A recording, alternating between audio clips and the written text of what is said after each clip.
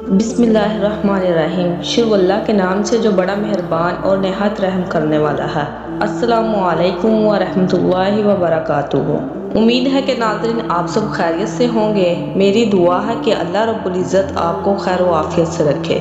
پیارے دوستو، آج کی ویڈیو میں ہم بات کریں گے حج کے بارے میں۔ پوری تفصیلات جاننے کے لیے ہماری ویڈیو کو آخر تک لازمی دیکھیے تاکہ مکمل معلومات آپ تک پہنچ سکے۔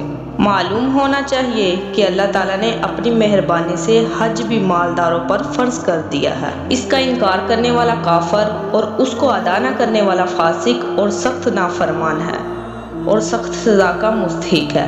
تمام عمر میں ایک دفعہ اس آدمی پر حج فرض ہو جاتا ہے جس کو حق تعالیٰ نے اتنا مال دیا ہو کہ اپنے وطن سے مکہ شریف میں چلا جاوے اور پھر وہاں سے وطن میں آ جاوے اور اپنے بال بچوں کا خرچ اپنے آنے تک کا دے جاوے۔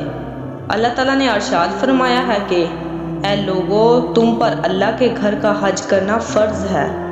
جس آدمی کو وہاں جانے کی قدرت ہو، اور ہادی عظیم حضور صلی اللہ علیہ وآلہ وسلم فرماتے ہیں کہ جس آدمی کو کوئی ظاہری مجبوری حج کو روکنے کی نہ ہو، جیسے بیماری یا راستے کا خطرہ یا کوئی حکومت نہ جانے دے، اور پھر وہ بے حج کیے مر جاوے، تو اس کو اختیار ہے کہ چاہے یہودی ہو کر مرے یا عیسائی۔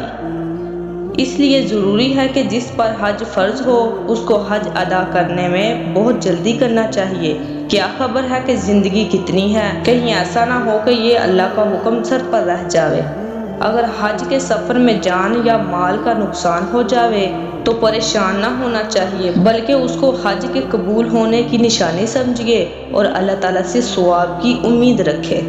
حضور صلی اللہ علیہ وآلہ وسلم فرماتے ہیں کہ جو مرد یا عورت حج کی نیت سے اپنے گھر سے نکلے اور وہ راستے ہی میں مر جاوے تو قیامت تک ہر سال اس کو حج اور عمرہ کرنے کا ثواب ملتا رہے گا، اور جو مرد یا عورت حج کرنے والا مکہ شریف میں یا مدینہ شریف میں مر گیا وہ بے حساب دیے جنت میں جائے گا۔ سبحان اللہ۔ ہے دولت مندوں پر فرض الہی حج بیت اللہ، تو لازم ہے انہیں سمجھیے ضروری حج بیت اللہ۔